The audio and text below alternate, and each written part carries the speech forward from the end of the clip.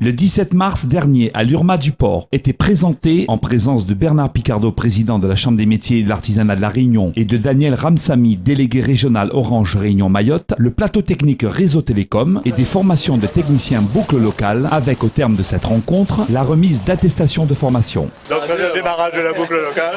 Voilà, donc la boucle locale c'est quoi? C'est toute la partie cuivre qui existe. Donc on commence réellement ici à la chambre 0.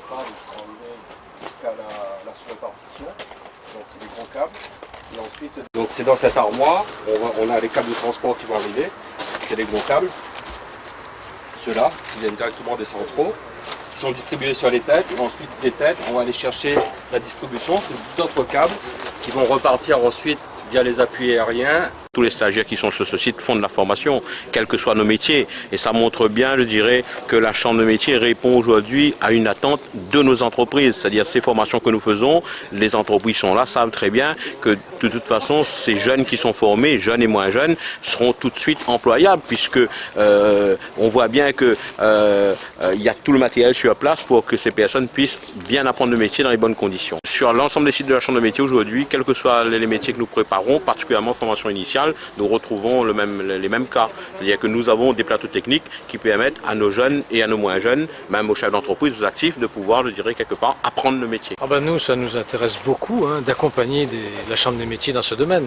Parce qu'en fait, nous, quelque part, on va recruter nous-mêmes, les opérateurs, on va recruter des jeunes qui vont sortir de cette formation. Donc il est important qu'ils aient une pratique sur ce qu'ils vont trouver au sein de l'entreprise.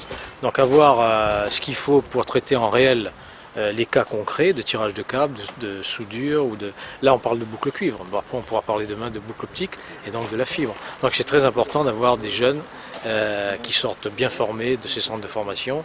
Et pour nous c'est important aussi d'accompagner la CMA sur ce type de métier, sur ce type d'opération, parce que ça fait partie de notre responsabilité d'entreprise. On a accompagné, mais les installations étaient faites directement par la CMA. On a fourni tout l'équipement.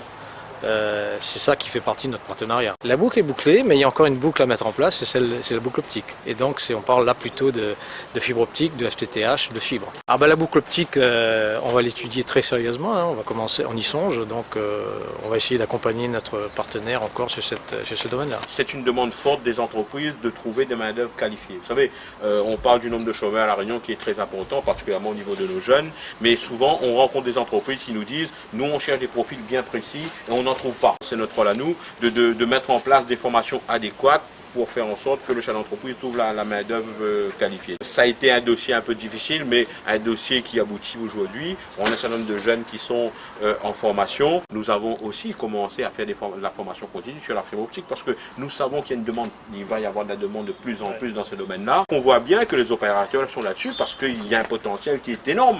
Ça fait travailler beaucoup de nos entreprises d'ailleurs. Le fait que Chambre de métier s'est positionné là-dessus et on est quasiment, il n'y a pas beaucoup d'organismes qui le font. On m'a dit qu'il y avait l'AFPA qui le faisait un petit peu aussi, mais il n'y a pas beaucoup d'organismes qui le font. Donc ça prouve bien quelque part que nous sommes quand même précurseurs dans les choses et nous répondons aux attentes de nos entreprises.